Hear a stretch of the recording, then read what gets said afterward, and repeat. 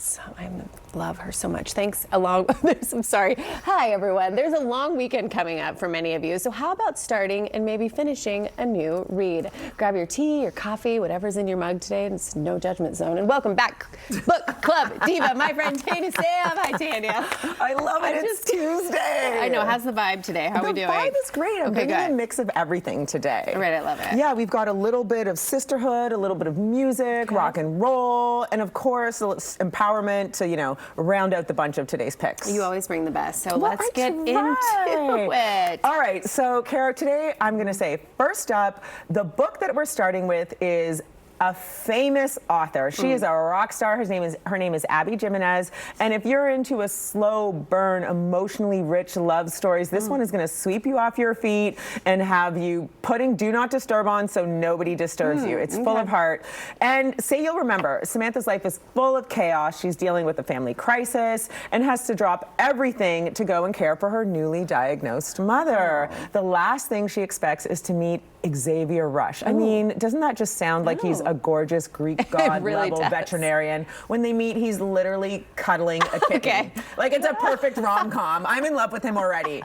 But it's really great. And then he opens his mouth, says the wrong thing. And we stumble into this beautiful story of will they get together, will they not, as the characters sort of grow into each other and also overcome all these obstacles. So it's the perfect mix of right person, wrong time. Will this love survive? It'll leave you misty-eyed, grinning, and asking for more. Okay. I love this one. I'm excited. It is. And I'm going to say one thing. There's like one quote in it that I really loved. And it was like, I'd like to look back on my life and remember every single thing. But if I don't, I hope I remember that it was a love story and that the love story was about you.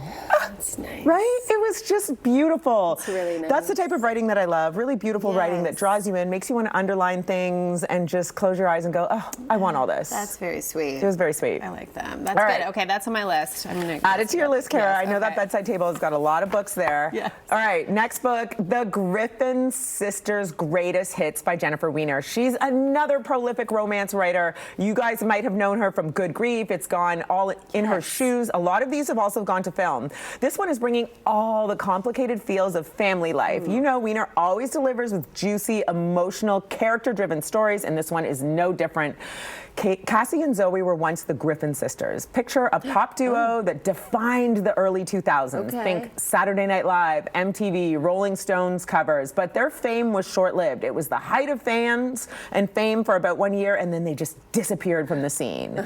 So the story picks up later in life, about 10 years. One's a mom, the sisters are estranged, and they sort of are coming back together to figure what happened and what's going to draw you into, can these sisters reconcile? It goes through choices, regrets, and it's really a beautiful story about sisterhood. But it's also riddled with all the 2000 references that I love to read when it's like, TRL. And if you've ever burned a CD, this book is for you. Okay, that's on my list too. We only have about a minute left. That sounds so good. I can't wait to read that one. Last but not least, I want to leave you guys with a little bit of empowerment. And this is a great book. No One is Self-Made. I feel like she's been a guest on your show before, but I really wanted to highlight her because she's an Atlanta author, she's an entrepreneur, and she's just such a visionary woman, so inspiring. And she sort of coined the phrase, support is a verb. She founded the Village Marketplace, which was a small business accelerator and marketplace right here in Atlanta, really encouraging us to understand that you can't do it yourself. It offers practical tools, personal stories to tell us that support is a verb, and it's about building community now more than ever so that we can help ourselves, our small businesses succeed,